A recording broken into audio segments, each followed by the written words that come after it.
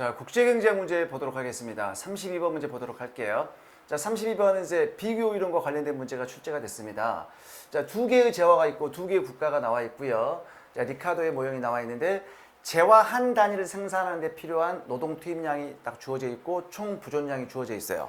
자, 그렇다면 이 모형을 봤더니 지금 A 국가는 X제 생산할 때 6분의 1시간, Y제 4분의 1시간, 그 다음에 B국은 1시간, 2분의 1시간이죠. 그럼 투입된 노동 시간 자체가 뭐가 돼요? 우리 한계 비용이 된다 그랬어요. 한계 비용이. 그럼 여러분들 생산 가능 곡선의 기울기는 어떻게 돼요? 생산 가능 곡선의 기울기는 MRTXY는 자, MCX 나누기 MCY죠. MCY인데 이 투입된 노동 시간 자체가 뭐예요? 한계 비용이에요. 한계 비용. 그렇기 때문에 요거 한계 비용, 왜 한계 비용이야? 나누면 돼요. 나누면 6분의 1 나누기 4분의 1이 되게 되면 그게 뭐가 돼요? A 국가에 뭐가 된다? 생산 가능 곡선의 한계 변환율이 되는 거고요. 이것도 MCX, MCY니까 이걸 나누면 결국 어떻게 된다?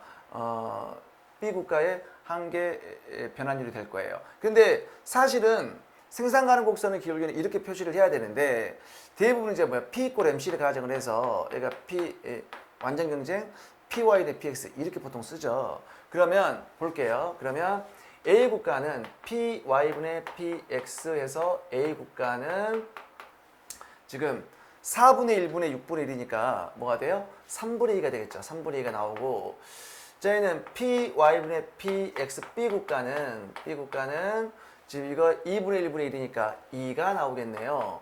그러면 A 국가는 지금 그 X제 한 단위의 생산에 대한 기회비용이 Y제로 표시하게 되면 3분의 2고요. B국가는 2가 되기 때문에 자 무조건 이 3분의 2는 뭐다? Y제로 개수로 표시한 X제의 생산 비용이야. 한 단위에. 그러니까 X제의 생산 비용이 작은 나라가 X제 생산에 대한 비교율가 존재하겠죠. 그래서 지금 이런 상황이란 말이에요. 그러면 A 국가가 X제 생산에 대한 기회비용이 더 작아. 그래서 A 국가가 X제 생산에 비교율가 있고요. B 국가는 Y제 생산에 비교율가 있다는 얘기입니다. 됐죠?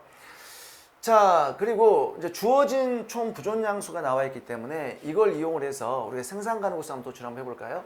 자, 여기서 X, Y 해갖고 자, 지금 한 단위 생산에 투입된 노동시간 6분의 1시간이니까 총 30시간을 투입하게 되면 6, 38, 180개를 생산할 수가 있겠어요. 그래서 X제를 180개를 생산할 수 있고요.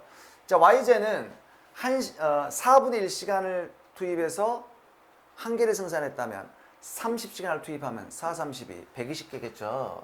120. 그래서 이렇게 나와 있고요. A국이고요. 자, B국 볼까요? B국. 자, B국은 1시간 한 개니까 60시간이면 60개 하겠죠. 그 다음에 2분의 1시간 한 개당. 그러면 60시간이면 120개 하겠죠. 120개. 이렇게 있을 거예요. 그래서 A 국가는 지금 어떻게 돼요? X제 생산의 비교율이었고 B 국가는 Y제 생산의 비교율이 있어요. 그래서 여기서 완전 특화하겠죠. 완전 특화.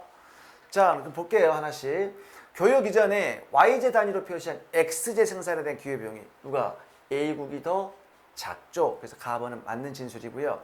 나번 교역 이전에 B국의 생산 가능 곡선 나와 있죠. 우리 생산 가능 곡선은 이거 어떻게 됩니까? 기울기가 지금 마이너스 2죠. 60분의 120이니까 Y의 절편은 120이죠. 그래서 Y는 마이너스 2X 더하기 120. 근데 제가 이걸 다르게 한번 접근 한번 하도록 할게요. 자, 지금 B국에 지금 우리 그 생산 가능 곡선 도출하기로 했죠. 그럼 투입된 노동 시간 자체가 뭐라고요? MC야, MC. MC야. 그러면 우리 생산과 비용 쌍대 관계에 의해서 어떻게 돼요?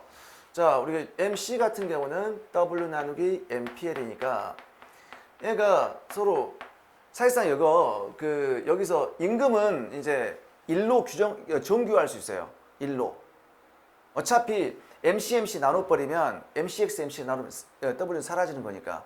그래서 우리는 요걸 요렇게 한계 생산성은 W 나누기 MC 이렇게 쓸 수가 있거든요. 그러면 그러니까 결국은 W는 일단 우리가 정확하게 모르니까 그 일로 정규화해서 어떻게 된다? 한계 생산성은 MC의 역수라고 생각하시면 되는 거예요. 그러면 여기서 이제 뭐가 돼? 그 MPX 한번 계산해 보세요. MPX는 당연히 1이 되겠죠. 1의 역수 1이니까. 그럼 여기 MPY는 어떻게 될까? MPY는 2분의 1의 역수니까 2가 되겠죠. 너무너무 당연한 얘기인데 봐보세요. 지금 1시간 투입에서 1개를 생산했어요. 그러니까 1시간 투입에서 1개 생산했죠.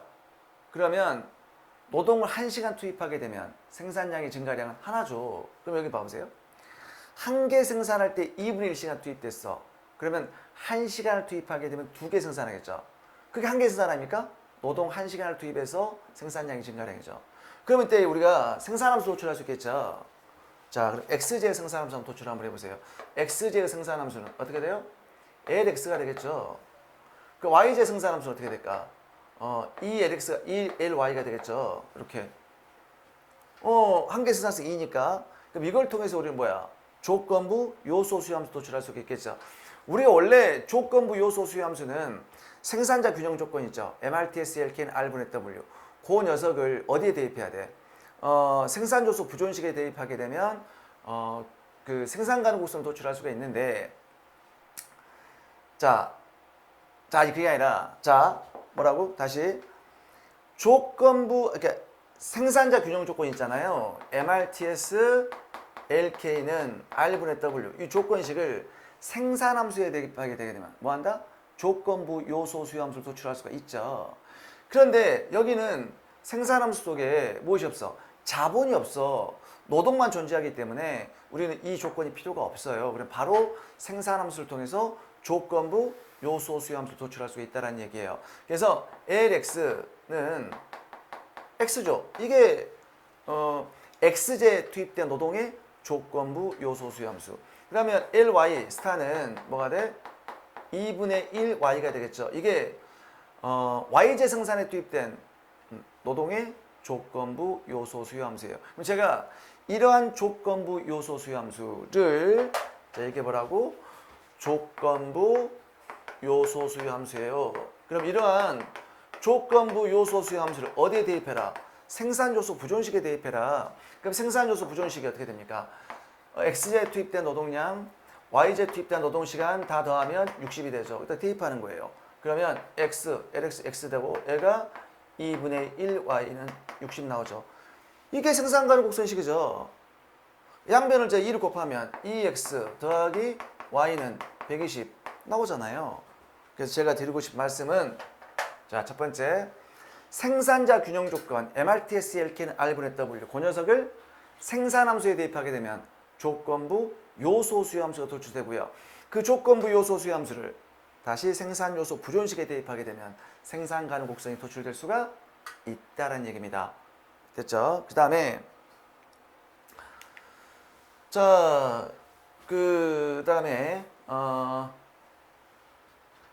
이제 두 국가 간의 국내 상대 가격비 사이에서 교육 조건이 결정돼야 되는데 아무튼 A국가 입장에서는 3분의 2보다 더 3분의 2에 가까워지면 A국의 무역이득은 작아지죠.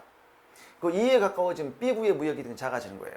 그래서 3분의 2에서 멀어질수록 A국의 무역이득은 더 커지겠죠. 그래서 XJ의 상대가격이 3분의 2보다 더 커질수록 A국의 교역이득은 더 커집니다. 틀렸고요. 자, 교역 시 1대1의 교환비율로 교환한다면 B국은 XJ를 최대한 120단위 소비할 수가 있다. 볼까요? 만약에 지금 B국가는 지금 Y제만 120개를 생산하고 있어요.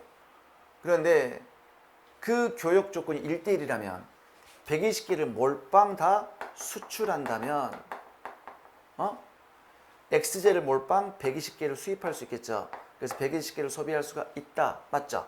맞는데 그냥 넘어가시면 안 돼요. 이 A국가의 상황도 봐야 돼요.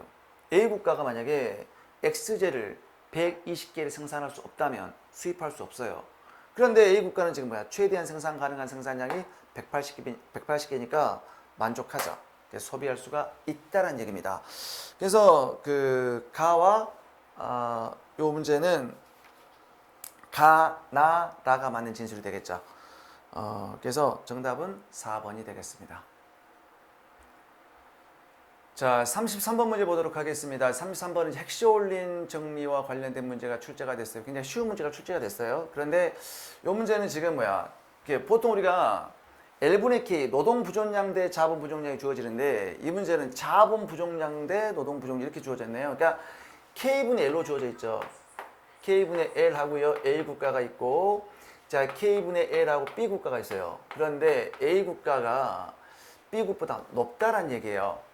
자, 우리 그러면 L분의 K로 보게 되면 L분의 K A가 L분의 K B보다 더 작겠죠. 그러면 L분의 K가 클수록 우리는 자본 풍부국 그랬죠. 그래서 자, L분의 K가 B국은 자본 풍부국. 그럼 A국은 노동 풍부국, B국은 자본 풍부국인데 그 A국은 그런데 노동 집약적인 재화가 X제라 그랬죠. 그럼 A 국가는 X제 생산에 비교우가 있을 거고요. B 국가는 자본이 풍부한 나라이기 때문에 자본 집약적인 재화 Y제 생산에 비교우가 있겠죠.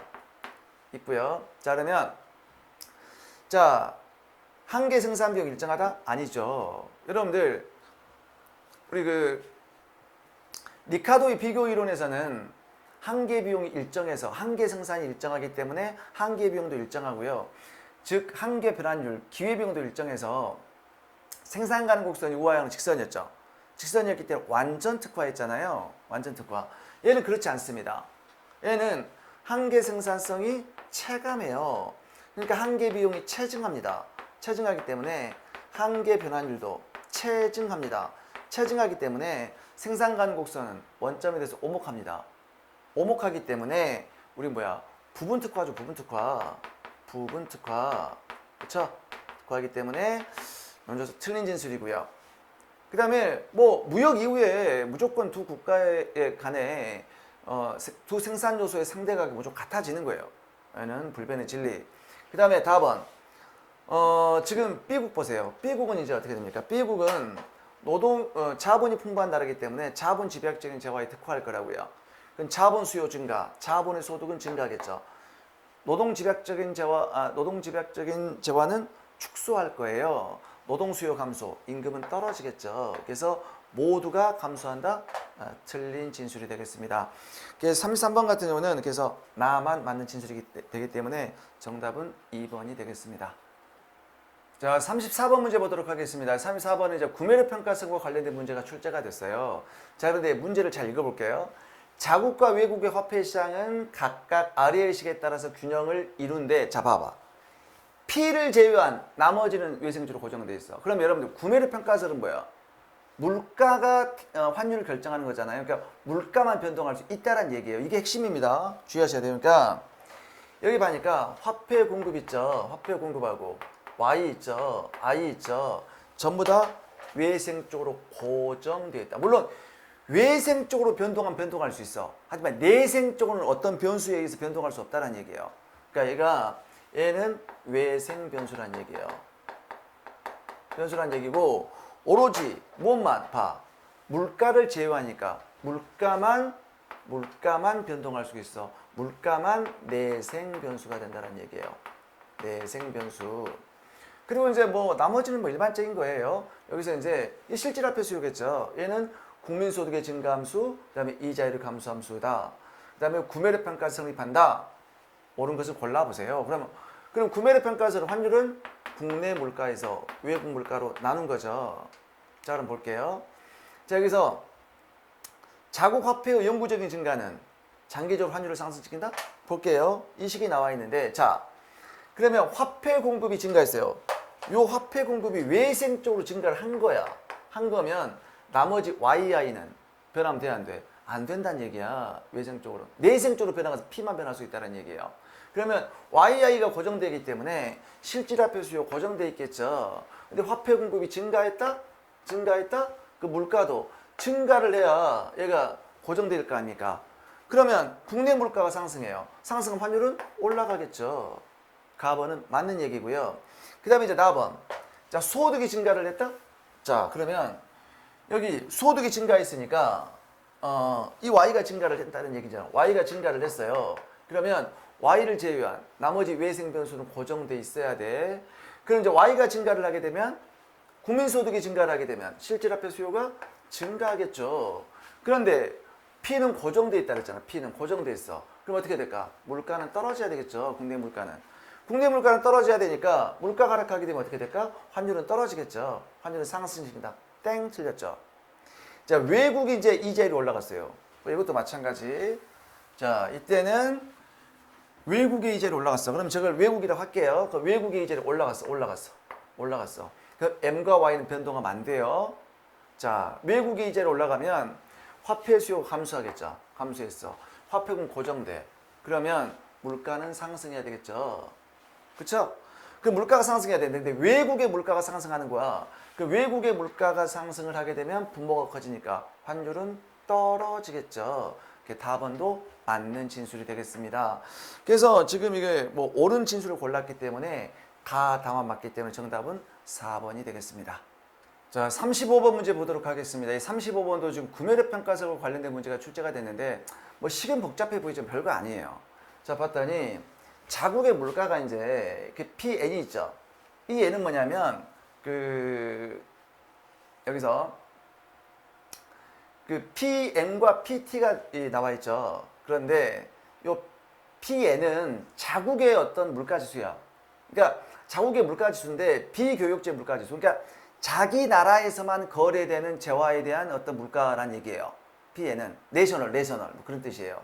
근데 이제 PT는 뭘까? Terms of Trade. 그러니까 교역제의 물가야. 그러면 자국의 물가는 비교역제, 교역이 안 되는 재화 있죠.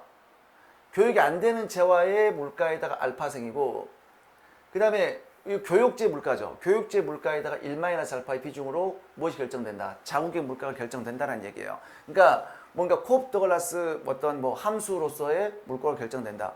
외국도 마찬가지예요. 외국도 자국의 비교역제 물가에다가 베타 승 나와 있고요. 교역제에다 1-베타 이렇게 주어져 있는 거예요. 그런데 구매력 평가에서 성립한다는 얘기예요. 이게 별거 아니거든 사실. 자, 그러면 얘가 써볼까요? P는 비교역제에다가 알파, 그 다음에 교역제에다가는 뭐야? 1-알파. 자, 외국의 물가는 자, 이것도 마찬가지. PN 스타에다가 베타고요. PT 스타에다가 1-베타가 된다. 자, 구매력 평가 성립한다는 얘기예요. 그러면 자국 물가 대비 외국 물가 지수 높아질수록 환율은 높아진다? 그렇죠. 우리가 뭐야? 환율은 어떻게 됩니까? 환율은 우리나라 물가 빼기 외국의 물가니까 이제 외국의 물가를 P스타라고 할게요. 왜 P스타라고 썼기 때문에. 그럼 얘는 불변의 진리죠. 그러니까 환율의 변화율은 환율은 국내 물가나 외국 물가이니까 자국 물가 대비 외국 물가가 높아진다. 외국 물가가 높아진 거야. 외국 물가가. 환율은 떨어지겠죠. 죄송합니다. 우리나라 물가 대비 외국 물가가 뛰면 분모가 커지니까 환율은 떨어지겠죠. 1번 틀렸죠. 그 다음에 알파하고 베타가 똑같다. 그러면 여러분 봐보세요. 알파하고 베타가 똑같으면 이것도 결국은 1-알파하고 1-베타가 똑같겠죠. 똑같죠. 똑같다 그러니까 이때 PN이 그러면 결국은 PN과 PN 스타가 이 지수가 똑같으니까 그 녀석들이 전부 다 뭘 결정할까? 국내 물가를 결정하겠죠. 그러니까 높아질수록 환율이 높아진다. 그러면 PN이 PN 스타보다 높다면 P가 P 스타보다 높다는 얘기죠. 환율이 높아지는 거예요. 당연한 거 아닙니까? 그러니까 이걸 수식으로 보게 되면 굉장히 복잡해요. 그러니까 수식으로 보게 되면 막 복잡하잖아요. 그러니까 자국의 물가 상승률을 이거 이제 로그추에서 변화를 계산하게 되면 알파 나오고 PN의 변화율 1-알파 곱하기 PT의 변화율. 외국의 물가 상승도 마찬가지죠. 이렇게 계산할 수 있단 말이에요. 그냥 환율의 변화율은 우리가 환율은 P 나누기 P 스타이기 때문에 그래서 환율의 변화율은 국내 물가 상승률 빼기 외국의 물가 상승률이죠. 이렇게.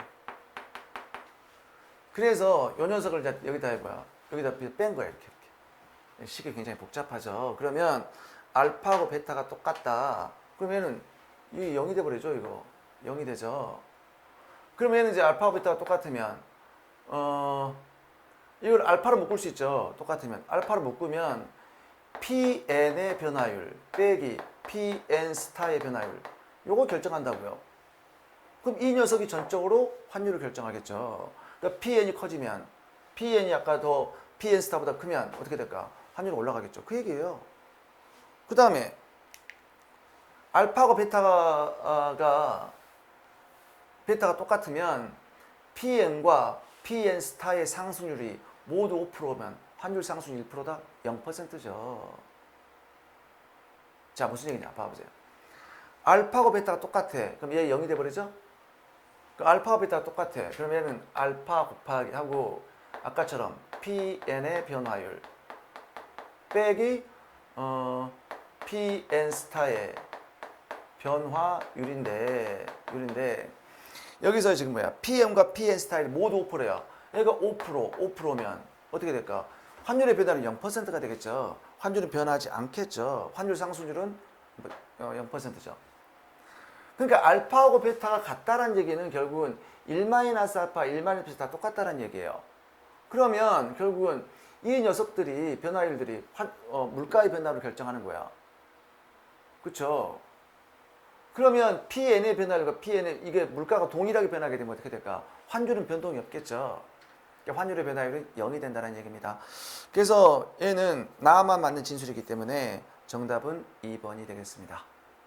자, 36번 문제 보도록 하겠습니다. 이 36번 문제도 보니까 또 상대적 구매력 평가설과 관련된 문제가 출제가 됐어요.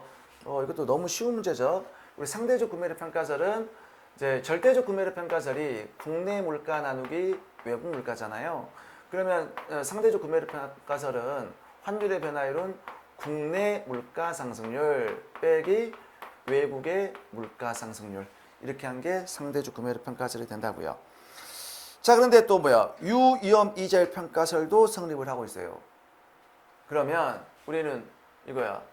유위험 이자율 평가설은 환율의 변화율은 국내 명목 이자율 빼기 외국의 명목 이자율이 되겠죠. 되죠? 그래서 이제 그러면 여기서 이제 주어진 조건을 볼 텐데 자국의 명목 이자율이 4%야. 그럼 자국의 명목 이자율이 4% 그리고 IF죠. 이렇게 있고 그다음에 이거 그다음 외국의 명목 이자율은 B고요. 외국의 명목 이자율은 B야. 그럼 얘가 B란 얘기지. B 이렇게 쓸게요. 외국 명목 이자율은. 그리고 자국의 명목 이자는 4고 자국의 예상 물가는 A죠. 그러면 자국의 물가 상승률 A고요. 빼기 외국의 명목 이자는 B고요. 아까 외국의 물가 상승률 4야. 4. 요거죠. 요거죠. 그러면 둘이가 서로 일치해야 되겠죠. 그래서 A 빼기 4는 4 빼기 B가 돼요. 그래서 요걸 만족하는 게 A가 만약에 1번 케이스는 A가 1이면 B는 4가 된다? 틀렸죠. 그래서 아무튼 이 식을 만족하는 것은 결국은 A가 2고 B가 6인 경우 볼까요? A가 2면 얘가 마이너스 2가 되죠. 마이너스 2가 되고 B가 6이면 얘도 마이너스가 되죠. 그래서 이 식을 만족하는 것은 결국은 2번밖에 없어요. 그러니까 A가 2고 B가 6인 경우 정답은 2번이 되겠습니다. 자, 37번 문제 보도록 하겠습니다. 37번도 뭐 구매력 평가설 또 무슨 이자율 평가설 이런 식으로 계속해서 이제 구매력 평가설과 이자율 평가설 관련된 문제가 연달아 출제되고 있네요. 자, 그러면 여기 봤더니 자, 실질 환율은 어떻게 돼요? 실질 환율은 명목 환율, 그다음 외국의 물가 나누기 국내 물가다. 그렇게 정의하고요. 유위험이 잡혀 상상 성립한다. 옳은 것은 골라보세요. 나와 있죠. 자, 그러면 지금 자국의 지금 그 실질 이자율 예상이 나와 있는데 실질 이자율은 명목 이자율 빼기 인플레이션율이고요. 외국도 마찬가지겠죠. 그런 얘기예요. 그러면 예상 실질 환율의 변화율은 자국과 외국의 예상 실질 이자율 차이로 나타난다 나와 있는데 자, 현재 이거 구매력 평가설과 지금 이자율 평가설이 지금 모두 성립한다고 나와 있죠.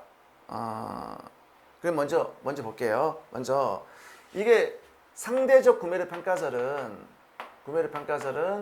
국내 물가 상승률 빼기 외국의 물가 상승률이고요. 그리고 그 다음에 두 번째 이자율 평가설은 환율의 변화율은 국내 명목이자율 빼기 외국의 명목이자율이란 말이에요. 그럼 이때 자, 첫 번째 가볼까요? 자, 지금 구매력 평가설이 성립한다는 얘기는 안 나와 있고 단지 죄송합니다. 여기 보니까 구매력 평가설은 안 나와 있고 일단 이자율 평가설만 성립한다고 나와 있어요. 자, 그럼 이 상태에서 지금 양국의 그 예상 실질 환율의 변화율, 실질 환율의 변화율, 여러분들 그럼 실질 환율의 변화율은 자, Q의 변화율은 자, 분자 명목 환율의 변화율 더하기 자, 그다음에 외국의 물가 상승률이죠. 물가 상승률 빼기 국내 물가 상승률이라고요. 그쵸? 그런데 지금 이자율 평가설 성립한다고 나와있죠. 이자율 평가설 성립하니까 환율의 변화율 대신에 뭐 집어넣을까? 요거 집어넣으면 되겠죠. I 빼기 IF 요거 집어넣고요. 요거 성립하니까 그 다음에 이제 얘를 어떻게 바꾸냐면 파이 F로 바뀌어요. 파이 F 외국의 물가 인플레이션율 빼기 국내 인플레이션 이렇게 바꿀게요. 그럼 결국은 어떤 식이 나옵니까? I 빼기 파이 더하기 빼기 해놓고요. IF 빼기 파이 F죠. 즉 뭐냐면 얘는 국내 실질이자율이죠. 실질이자율. 그리고 얘는 외국의 실질이자율이죠. 외국의 실질이자율. 이렇게. 그래서 이걸로 뭐 기대치가 나와서 기대치 이렇게 기대치 쓰면 결국 뭐다? 예상 실질 환율의 변화율은 자국과 외국 간의 예상 실질 이자율 차이로 설명된다. 맞죠? 만약에 여기에 구매력 평가설까지 성립된다면 실질 환율은 무조건 1이죠. 실질 환율의 변화율은 0이 됩니다. 0이. 왜냐하면 이 구매력 평가설 얘도 성립한다면 여기서 얘가 이렇게 바꿀 수 있죠. 하고요. 빼기 하고요. 얘를 파이 빼기 파이 F로 바꿀 수 있죠. 이렇게. 그러면 얘가 이자율 평가설. 이게 환율의 변화율이죠. 명목 환율의 변화율 빼기. 얘도 명목 환율의 변화율이 되겠죠. 인플레이션율. 얘도. 그 0이 되는 거야. 0이. 그러니까 구매력 평가를 성립하게 되면 무조건 실질 환율 1로 고정됐기 때문에 예상 실질 환율의 변화율이 0이 된다. 맞는 얘기고요. 양국 간 명목 환율이 구매력 평가설에 의해 성립 결정된다면 무조건 자, 여러분 이건 불변의 진리죠. 그러니까 그 구매력 평가설과 이자율 평가설 모두 성립하면 무조건 두 국가 간 실질 이자율은 똑같아져요. 이게 실질 환율이 아까 변화율이 어떻게 된다? 이게 0이 되잖아요. 0. 실질 환율 변화율이. 그러면 우리나라 실질 이자율과 외국의 실질 이자율 무조건 같아질 수밖에 없다는 얘기입니다. 이건 불변의 진리잖아요. 가나 다가 다 모두 맞는 진술이 되겠습니다. 자, 38번 문제 보도록 하겠습니다. 자, 38번은 자, 현재 환율이 지금 1207.5원? 현재 환율이 1207.5 나와 있죠. 5원이고 원화예금의 이자율이 4%, 원화예금 이자율이 0.04고요. 달러예금 이자율, 외국의 이자율이라는 얘기죠. 달러예금 이자율이 5%, 0.05라는 뜻이죠. 자, 수출업자가 상품 수출로 지급받은 $10,000야. 자, $10,000입니다. 원금은 뭐라고 한다? $10,000. 이렇게 할게요. $10,000를 원화예금에 1년에 투자한 경우와 달러예금에 1년에 투자한 경우 원화로 계산된 1년 수익률이 똑같다. 그러니까 그 원화예금에 투자하던 달러예금에 투자하던 간의 수익률이 똑같다는 얘기는 결국은 이자율 평가를 성립한다는 얘기가 똑같은 거예요. 그랬을 때 1년 후 달러의 선물 가격, 선물 환율을 물어봤어. 선물 환율. 자, 이게 제가 무식하게 한번 풀어볼게요. 무식하게. 첫 번째 방법론 1. 만약에 $10,000를 이제 원화예금에 예금한다고 합시다. 원화예금에 $10,000 원화예금에. 그러면 $10,000를 이제 원화로 환전을 해야 되겠죠. 그래서 이제 $10,000 곱하기 환율을 곱해줘야 되겠죠. 자, 그러면 여기 나오겠죠. 요 금액이. 알겠죠? 요 금액이 나와요. 자, 그 다음에 이걸 어디에? 우리나라 예금에 원화예금 예금하니까 원화예금 금리는 4%죠. 그래서 이 녀석을 원화예금 4%로 예금하게 되면 얘가 이렇게 나오겠죠. 그러면 이제 얼마를 찾을 수가 있느냐? 요만큼 찾을 수가 있다는 얘기예요. 이해됐죠? 요 금액하고 두 번째는 달러 예금을 달러 시장에 그냥 외국 예금에 예금한다는 얘기죠. 10,000달러를 그럼 달러 예금에 예금하게 되면 이자가 얼마예요? 5%죠. 그래서 10,000달러 곱하기 1 플러스 0.5 그러면 1,500달러가 나오겠죠. 요걸 이제 뭐 해야 돼? 이걸 환전을 해야 돼. 환전을 해야 되는데 미래로 환전하지. 미래 선물 가격 환전할 거 아닙니까? 그러니까 현재 환율로 곱하면 안 되겠죠. 선물 가격 미래에 환전하는 거니까 환율이 어떻게 될지 모르잖아요. 그래서 선물 계약을 한 거야. 그러니까 이제 미래 1년 뒤에 이제 1,500이 됐기 때문에 1,500달러가 됐기 때문에 이때 이제 선물 환율을 곱해주면 이제 원화로 환전이 되겠죠. 그럼 이 금액하고 요 금액이 같아야 되겠죠? 그래서 금액과 금액 같게 놓고 풀잖아요. 그럼 선물 환율은 1196이 나와. 1196. 이렇게 나오는 것은 아주 무식한 방법. 그러니까 원리를 이해시키기 위해서 제가 일일이 설명드린 거고요. 이렇게 풀면 무식하죠. 그러면 일단 뭐 원화예금 예금하든 달러 예금하든 간에 수익률이 똑같다는 얘기는 어떤 얘기야? 구매력 평가에 성립한다는 얘기, 이자율 평가에 성립한다는 얘기 아닙니까? 근데 이자율 평가에서 두 개가 있어요. 두 개가. 그러니까 이게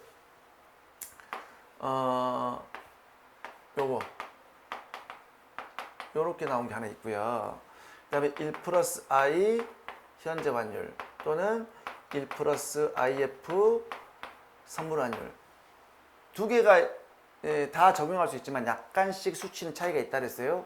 그럼 먼저 요 식을 한번 대입해 볼까요? 이 식에다가. 그래서 대입 한번 해볼게요. 그럼 현재 환율 1207.5에다가 1 플러스 I가 뭐죠? 1 플러스 I가 우리나라 이자율 0.04. 그 다음에 선물 환율 1.05. 이걸 풀잖아요. 그럼 선물 환율은 1196이 나와요. 딱 떨어지죠. 그러니까 이게 딱 떨어지는 거예요. 이게 딱 떨어지는 건데 이 식이. 근데 대충 요걸 적용해도 근사치는 구할 수가 있더라. 그 얘기죠. 그래서 그러면 이 환율의 변화율이 국내 이자율 빼기 외국 이자 뺀 거죠. 그럼 4%에서 5%를 뺀단 말이에요. 4%에서 5% 빼면 마이너스 1%가 되겠죠. 그럼 환율의 변화율이 마이너스 1%가 돼야 돼. 그러면 자, 이 변화율이 마이너스 0.01이 돼야 되겠죠. 그러면 선물 환율 빼기 현재 환율 쭉 해갖고 마이너스 0.1 해보잖아요. 요걸 딱 계산해 봤더니 어떻게 돼? 1194.9795 이렇게 나와요. 그러니까 정확하게 96은 떨어지지 않죠. 그래서 약 근사치로 계산이 된다는 얘기예요. 정답은 2번이 되겠습니다. 자, 39번 문제 보도록 하겠습니다. 개방경제하에 이제 뭐 국민소득시가와 관련된 문제가 출제가 됐죠. 여기 보시면 y는 c 플러스 i 플러스 나와 있고 x 마이너스 im 순수출 균형 국민소득식이 나와 있고요. 자, 그런데 이제 만약에 국민소득이 국민총 지출을 초과할 경우 경상수직자가 된다. 이건 여러분들 이거 뭐 대표적인 요거잖아요. 순수출은 Y를 뭐라고 그래? 생산액이라고 하죠. 생산액. 그 다음에 C 플러스 I 플러스 G를 뭐야? 총 지출액 압소옵션이라고 하죠. 그래서 이제 Y가 A보다 크다. 그럼 생산액이 지출액보다 크게 되면 경상수지는 당연히 흑자가 될 거고요. 반대는 적자가 될 텐데 요 질문. 국민소득이 총 지출을 초과했다. 그러면 이 생산액이 지출을 초과했다는 얘기 아니겠어요? 그럼 경상수지는 당연히 흑자가 되겠죠. 그래서 가번은 맞는 얘기고요. 그 다음에 이제 투자가 민간저축을 초과했다? 그러면 이제 SP-I. 그러면 투자가 민간저축을 초과했기 때문에 얘는 마이너스가 되고요. 그 다음에 뭐야? 재정적자가 발생을 했다? 그럼 정부저축도 마이너스가 된다는 얘기잖아요. 그럼 경상수지 흑자다? 적자일 것 같은데? 그렇죠. 봐보세요. 그러면 우리가 순수출은 이제 민간저축 더하기 정부저축에 투자를 뺀 거죠.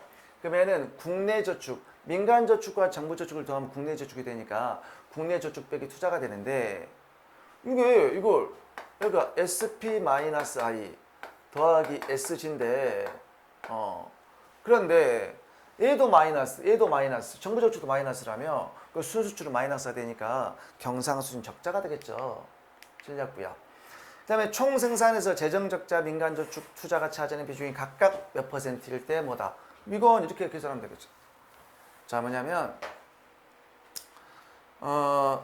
순수출은 경상수지는 민간저축 더하기 정부저축 그래서 빼기 투자죠.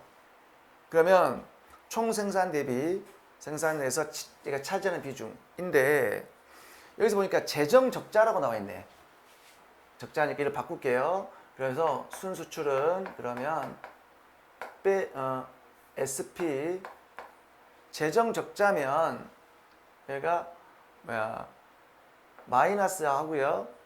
그러니까 정부저축이 T-G니까 재정적자는 G-T죠. 이렇게 써야 되겠죠. 일단 빼기 투자 이렇게 써야 되겠네. 그래서 그러면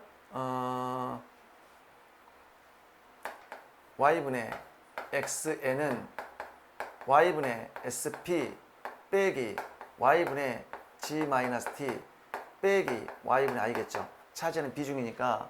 그래서 이걸 이제 여러분들이 한번 계산을 해보시면 이게 이제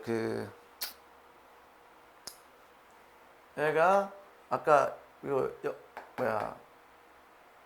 민간저축이 차지하는 20%니까 0.2 빼기 재정적자가 차지하는 비중은 2%니까 0.02 빼고요. 그 다음에 빼기 민간 투자가 차지하는 비중은 국내 투자가 차지하는 비중은 19%니까 0.19 이렇게 할게요. 그걸 여기 계산해 보시잖아요. 그럼 마이너스 0.01이 나와요. 그러니까 뭐가 돼? 마이너스 1%가 된다는 얘기예요. 그래서 마이너스 1% 이렇게 정리하시면 되겠습니다. 자, 40번 문제 보도록 하겠습니다. 40번 문제는 이제 ISLM BP 모형과 관련된 문제가 출제가 됐어요. 자, 자본유도 완전히 자유로운 소규모 개방 경제를 가정하는 먼델 플레이밍 모형인데 이때 수출이 외생적으로 감소를 했어요. 수출이. 그런데 감소를 했다. 그런데 기존의 균형 환율을 계속 유지한다? 뭔가 환율을 유지한다는 얘기는 뭐예요? 환율이 그대로 환율이 변동했다는 얘기죠. 그러니까 변동환율 제도네. 그래서 수출이 이제 감소를 했어. 그러면 그 정책으로 적절한 것은 나와 있죠. 그럼 먼저 볼게요. 지금 수출이 일단 감소를 했어요. 수출이. 자, 그래서 이렇게 해갖고 IS, LM, BP인데 수출이 외생적으로 감소하게 되면 IS가 좌측 가겠죠. 그럼 뭐야? 국제수지 적자가 발생하니까 환율이 상승하겠죠. 근데 환율을 상승시키지 않게 하려면 다시 이자율을 다시 원상복귀 시켜야 되겠죠. 국내 이자율을. 그렇게 되면 첫 번째 방법은 뭡니까? 첫 번째 방법은 IS를 다시 우측으로 보내는 거죠. 그럼 이자율이 다시 상승할 거니까. 아니면 두 번째는 LM을 다시 좌측으로 보내면 LM을 이렇게 좌측으로 보내버리면 다시 이자율이 올라갈 거니까. 그래서 균형 환율을 예전보다 똑같이 유지하려면 두 가지 방법. IS를 다시 우측 보내거나 LM을 좌측 보내거나. 그럼 첫 번째, 소비세율을 인상한다. 그럼 소비가 감소를 하겠죠. 소비가 감소를 하게 되면 IS는 좌측 가겠죠. 틀렸고요. 통화량을 감소시킨다. 맞죠? 통화량 감소시키면 LM 좌측 가니까 2번이 정답이겠네요. 그 다음에 4번, 수익 규제를 완화시킨다. 수익 규제를 완화시키면 수입이 줄겠죠. 수익 규제를 수입이 늘겠죠. 그럼 순수출은 감소하겠죠. 순수출이 감소하게 되면 IS는 또 좌측 가버리겠죠. 안 되죠. 그 다음에 정부가 재정 지출을 감소시킨다? 재정 지출을 감소시키면 IS는 추가로 좌측 가니까 안 될 거고요. 자, 교역 상대국의 소득 감소는 환율에 영향을 미치지 않기 때문에 새로운 정책이 필요치 않다? 필요하죠. 말도 안 되는 소리죠. 정답은 2번이 되겠습니다.